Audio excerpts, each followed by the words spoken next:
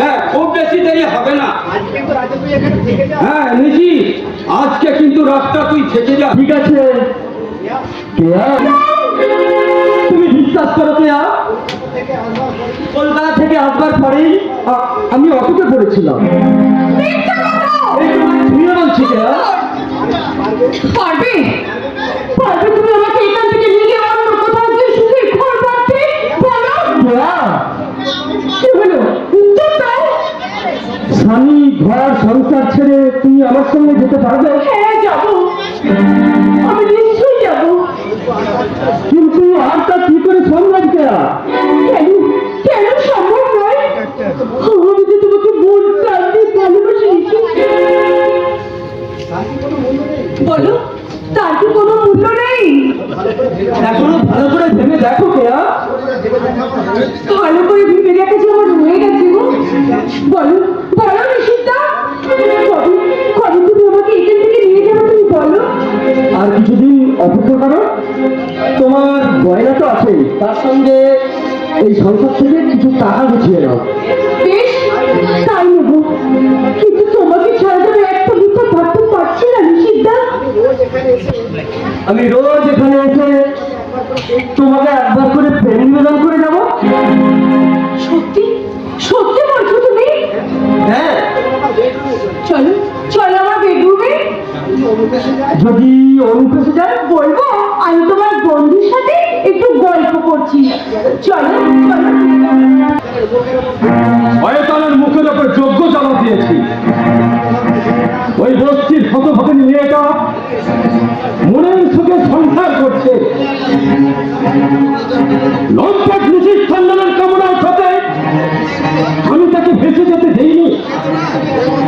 ভালো কাজে যে এত আনন্দ আছে আমি আগে তা জানতাম না। মেয়েটার হাসি ভরা মুখ দেখে আনন্দে গর্বে ভুক্ত আমার ঘুরে উঠেছে। কতটুকু আনন্দ পেয়েছো তোমার?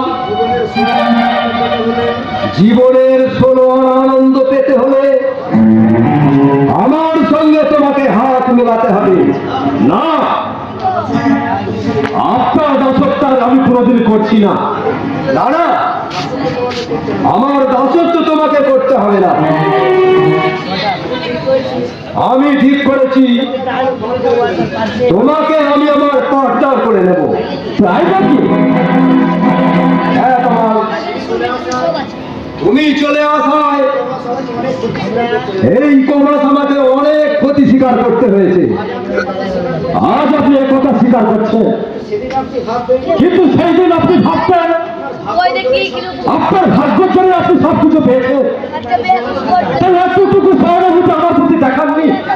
জানি তোমার প্রতি আমি অবিচার করেছি, সেটা মনে করে দেখে আর তুমি আমাকে ফিরিয়ে দিও না। আমার অনুরোধ, আমার সঙ্গে তোমাকে যেতে হবে। আপনার অনুরোধ আমি রাখতে পারলাম না। আমি যে নতুন সম্পর্কের সিদ্ধান্ত পেয়েছি সেই পথ ধরেই চলব। তাতে আমার জীবনের খেলা ঘাটে রাসুল আছে ভুল ভুল হয়ে থাকবে না ঠিকই,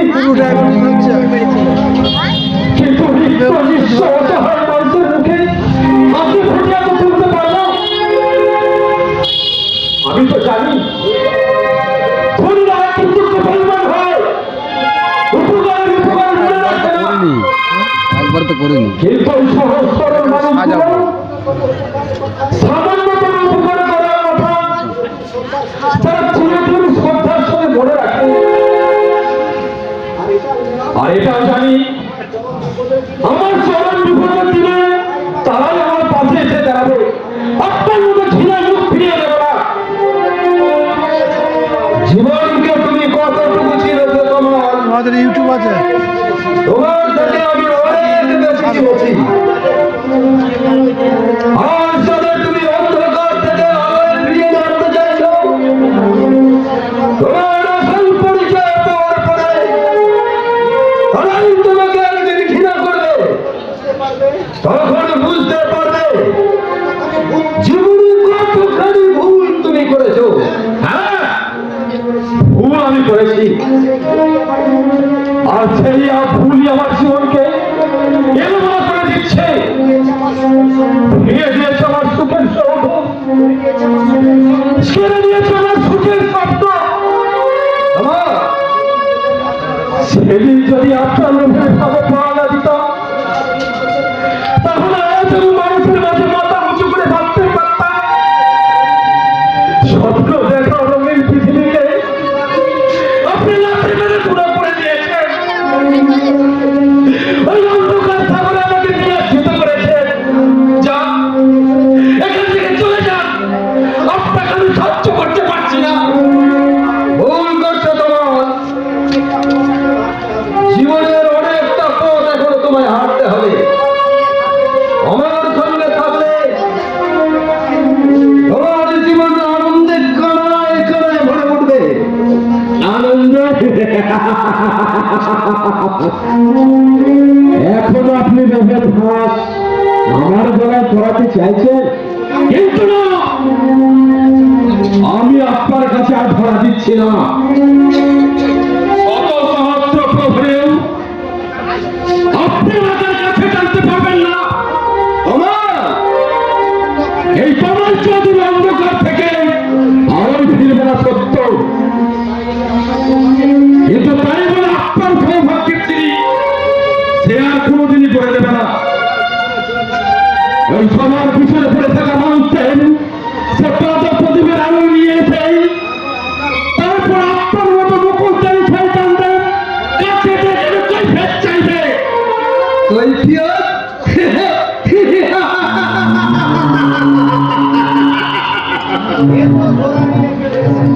এত ঘোড়া নিয়ে দেশের মতে কেউ কোনোদিন জয়ী হয় না।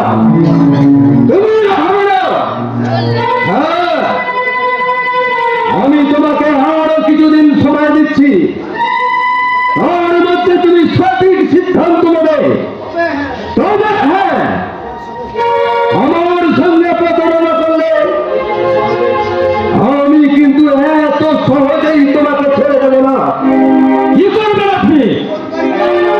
তোমার জীবন গাড়ি দিচ্ছে আকাশ, আমি চির স্তরে স্তব্ধ করে দেব।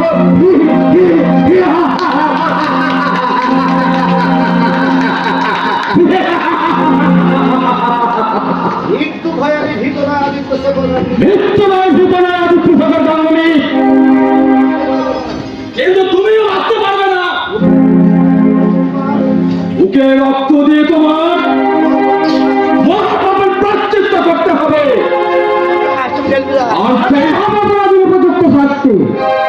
ছোটবাবু, আপনি আমাকে এখানে তো কোনোদিন আসতে হবে, আমাকে যেখানে কখনো আসতে হবে স্বপ্নেও ভাবিনি। আমি স্বপ্নেও কোনোদিন ভাবিনি। অথচ বাবার গতিবিধির উপর লক্ষ্য রাখতে গিয়ে অথচ এই বাবার গতির উপর লক্ষ্য রাখতে গিয়ে এখানে আসতে হলো। আমাকে এখানে আসতে হলো। সব কথা আমি বাইরে দাঁড়িয়ে শুনেছি। তোমাদের সব কথা আমি বাইরে দাঁড়িয়ে শুনেছি। ছোটবাবু, আমার বাবার হীন আমার বাবার হীন চক্রান্তে নরককুণ্ডে নামিয়েছে। তোমাকেই নরককুণ্ডে নামিয়ে এনেছে। এই চরম সত্যটা আজ আমি আবিষ্কার করলাম। আমি আরো আশ্চর্য হচ্ছি, তোমার মধ্যে যে মনুষ্যত্ব আছে আমার বাবার মধ্যে তার তো ছিঁড়ে ফোটাও নেই। অথচ এই বাবাকে নিয়ে আমার গল্পে অন্ত ছিল না। ছি ছি ছি, এতদিন আমি একটা হীন মানুষকে পুজো করে এসেছি। কি বলছেন ছোটবাবু? বুঝবি না? আমার অন্তরের ব্যথা তুমি বুঝবে না। আজ এই মুহূর্তের মধ্যে যদি আমার মৃত্যু হতো, তাহলে আমি একটু শান্তি পেতাম। না, আপনি এত ভেঙে পড়বেন না। পারছি না, আমি যে আর সোজা হয়ে দাঁড়াতে পারছি না।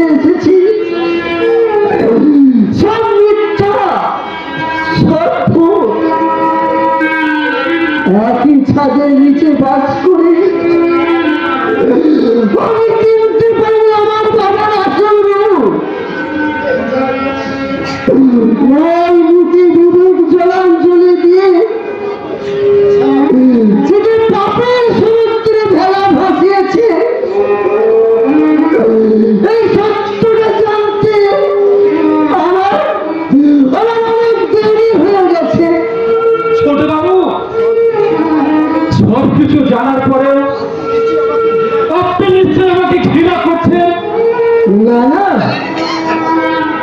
তোমাকে ঘৃণা করবো কেন? ঘৃণা তো তারই প্রাপ্য। তোমার অভাবের সুযোগ নিয়ে তোমাকে যে নরকে নামিয়েছে, তুমি তুমি অসহায়ের মতো তার লোভে যুবকাষ্টে গলা বাড়িয়ে দিয়েছ। আর সে তোমার সব স্বপ্নকে নির্মম ভাবে খুন করেছে। হ্যাঁ ছোট বাবু, আমার ছাত্র জীবনের রঙিন স্বপ্নগুলো বাস্তবের কঠিন আঘাতে ভেঙে চুরমার হয়ে গেছে। তখন তো আমি জানতাম না সত্যি আর বাস্তবের মধ্যে কতখানি তফাৎ। তখন আমি স্বপ্ন দেখতাম না। মানুষের জীবনে তো স্বপ্ন থাকবে, কেন সেই স্বপ্ন সার্থক হয়, কারো হয় না। তাই বলে জীবনকে তুমি এত ছোট করে দেখো না, তাতে শুধু দুঃখই পাবে।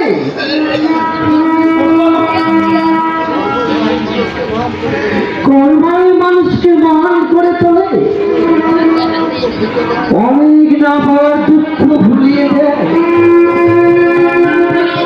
আর সেই তুমি মহৎ করবে, নিজেকে লিপ্ত করো, তাতে তুমি সুখী হবে, আনন্দ পাবে।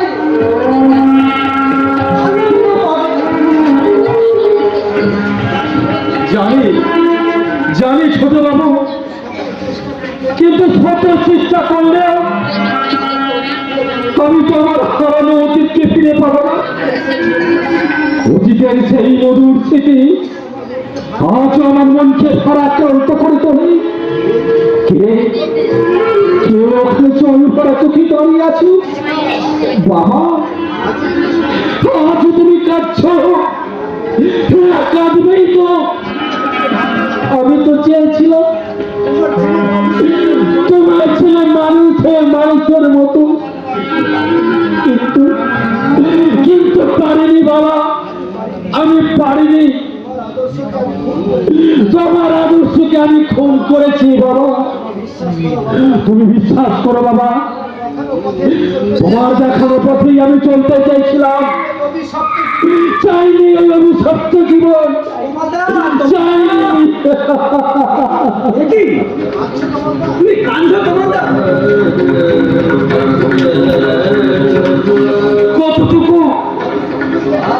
কতটুকু তুই দেখতে পাচ্ছিস? তার চেয়ে অনেক বেশি কান্না আমার এই ছোট্ট লোকটার মধ্যে যে জমা হয়ে আছে। আমি বাঁচতে চেয়েছিলাম, কিন্তু আমাদের এই খুন ধরা সমাজ আমার ছোটটাকে প্রতিনিয়ত ব্যঙ্গ করে তুলে দিয়েছে। আমার বুকে দুঃখের পাহাড়। তাই তোমাকে বাধ্য হয়ে নেমে আসতে হলো এই নরকের অন্ধকারে।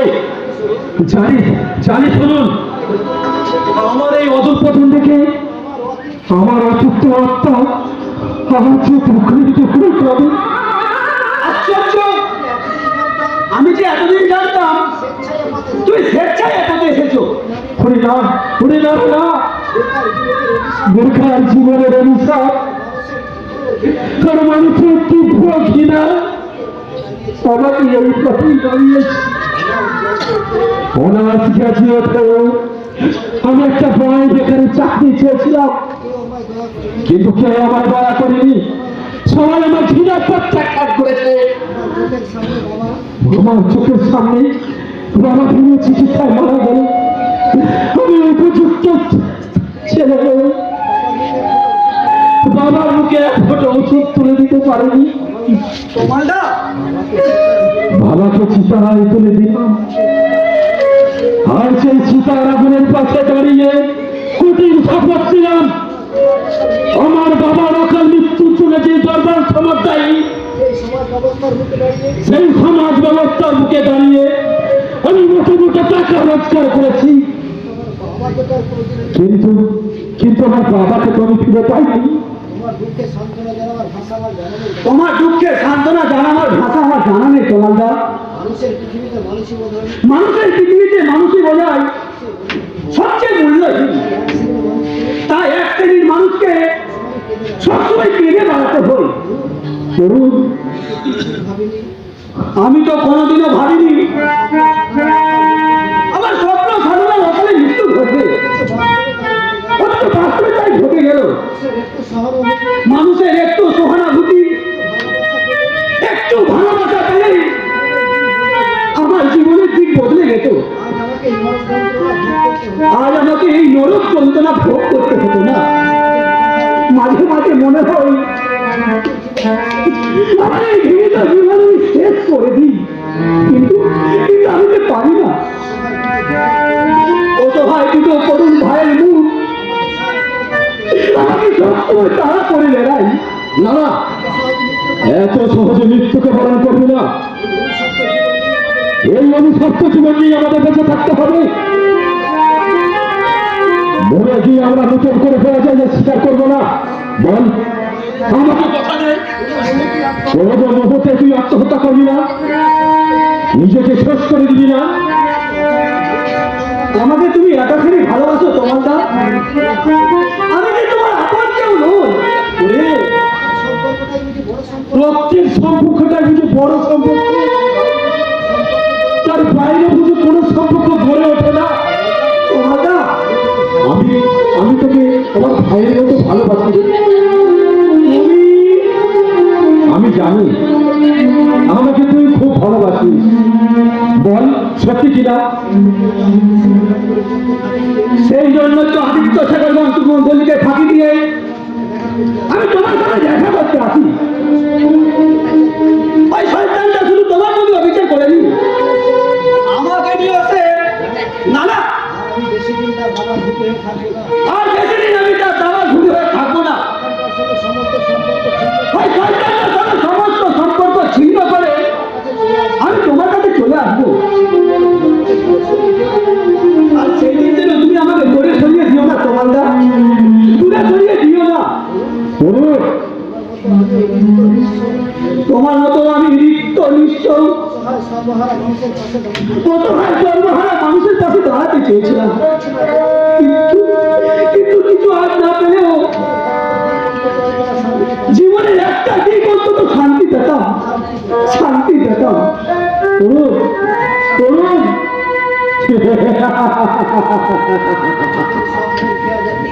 পৌঁছাতে পারি তোমার স্বপ্নের খেয়া যেমন স্বপ্নের কিনারায় পৌঁছাতে পারেনি, গাঙ্গুলির স্বপ্নের খেয়া আদিত্য শেখর গাঙ্গুলি স্বপ্নের খেয়া তেমনি মাস করে ডুবে যাবে। স্বপ্নে স্বপ্নই থাকবে, অপ্রে কোনোদিন বাস্তবে পরিণত হবে না। কে আপনি? চেহারায় মানুষ, চিন্তায় মানুষ, অবশ্যই একাকার ভালোবাসায় মানুষ। তবু আমি মানুষ নয় গো, মানুষেরই ভাবনা। কি বলছেন আপনি? এই পাগলের কথা তুমি বুঝতে পারবে না বাবা। তবে সত্যি সত্যি আমি পাগল ছিলাম না। বন্ধুর বিশ্বাসঘাতকতা, প্রফেসর চরণ সেনের পাগল। বন্ধুর বিশ্বাসঘাতকতা, হ্যাঁ, বন্ধুর বিশ্বাসঘাতকতা। আমার স্ত্রী মায়া ছিল খুব সুন্দরী। সে দেখুন লাল পেরে শাড়ি পরে, গলায় কাপড় দিয়ে সন্ধ্যাবেলায় তুলসী তলায় প্রদীপ দিত। তখন তাকে সাক্ষাৎ লক্ষ্মী প্রতিমার মতো দেখাতো। তারপর তারপর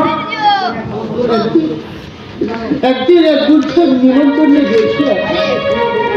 রাতে ফিরে দেখি